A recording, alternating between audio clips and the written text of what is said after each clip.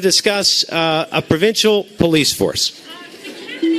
Our next topic is the potential creation of an Alberta police service to take over community policing from the RCMP. Today, roughly 80% of Albertans are served by local municipal police services, such as the Calgary, Edmonton, and Lethbridge City Police Services. However, Albertans living in most rural communities and a few mid-sized cities like Red Deer, Fort McMurray, and Airdrie are policed by the RCMP under Alberta's policing contract with Ottawa. And as is the case with most federal agreements, Alberta is getting shortchanged. To be clear, RCMP police officers and staff aren't the problem. They do all they can to protect us with the resources they have.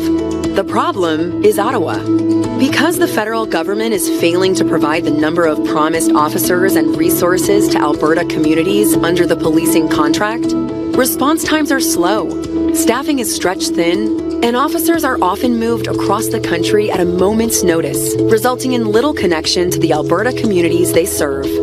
Furthermore, because of French language requirements, English-speaking Alberta officers do not qualify for senior RCMP positions.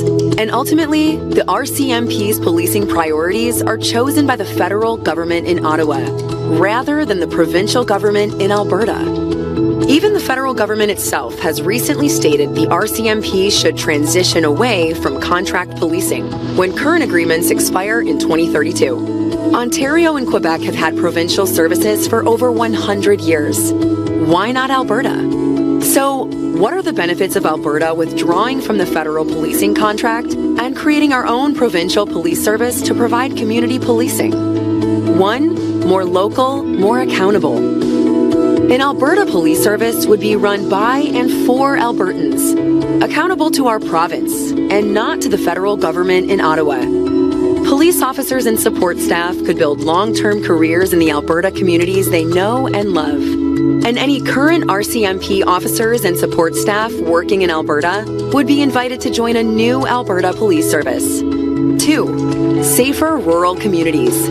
With local recruitment and stable placements, rural response times would improve considerably from where they are now, and coverage would become more reliable and tailored to each municipality and region.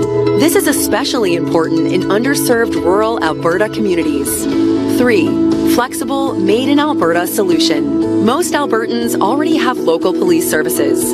The province would assist larger communities like Red Deer, Fort McMurray, and Airdrie to transition to their own police services, while smaller, rural communities would be policed by the new provincial police service. And of course, nothing would change for Edmonton, Calgary, and other communities that already have municipal police services in place. But there are also potential drawbacks to consider. 1. Startup costs. Establishing a new police service requires significant initial investment. Hiring officers, buying equipment, building training infrastructure, and training personnel. Ultimately, the startup costs could reach into the hundreds of millions over several years. 2. Loss of some federal operational funding. The federal government currently covers 30% of RCMP contract policing costs. It is therefore likely that there will be additional ongoing operational costs for the province. However, municipalities would not be saddled with those costs. So, should Alberta create an Alberta Police Service to take over community policing from the RCMP?